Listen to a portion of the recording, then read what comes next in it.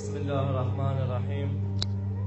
في البداية كان بعد منتصف الليل كان السيد الوالد كان عنده استقبال ولقاء ضيوف، فكان تعبا فذهب ليرتاح. فكان نائما عندما جاءوا واقتحموا المنزل.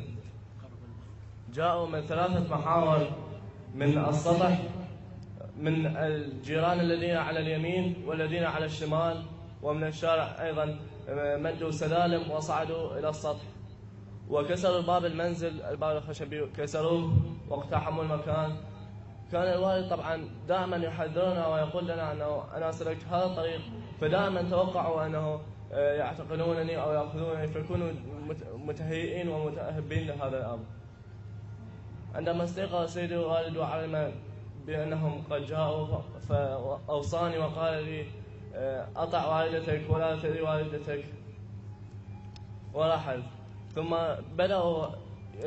بدأ الضابط الذي كان موجودا بدأ يلقي كلمات لا أعرف كيف تحمل لسانه أن يذكرها، فبدأ يسب ويشتم ويصيح على السيد الوالد، ونزلوا عليه وجاءوا من الدرج وجاءوا من الباب التي من الشارع، وأخذوا يضربونه ومزقوا قميصه وسحبوه إلى الخارج. ولم يكتفوا بهذا، فقد أخذوا كل ما في المنزل من أموال وغيرها من أغراض ومزقوا الكتب. وكانت المكتبة